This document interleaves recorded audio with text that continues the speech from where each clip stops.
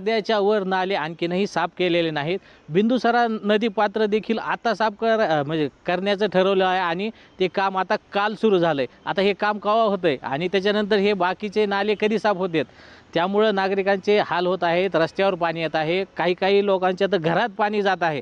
मात्र आता या नगरपालिका निदान कधी हे नाले साफ करतं आहे आणि कधी या गोष्टीकडे लक्ष देतं आहे. जे मुख्य नाले आहेत 16, त्या 16 नाल्यापैकी जवळपास 12 नाल्यांचं गाळ काढून भरण्याचं काम पूर्ण झालेलं आहे.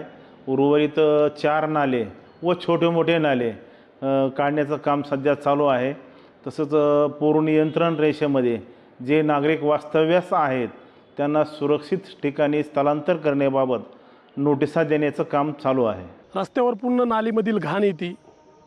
एकच पाऊस झाला आणि त्या पावसातील दुर्गंधी पूर्णपणे रस्त्यावर आली, नालीवर आली, नालीतून बाहेर आली आणि त्यामुळे मच्छर असतील, ढास असतील याचं प्रमाण वाढून रोगराई वाढण्याची शक्यता आहे.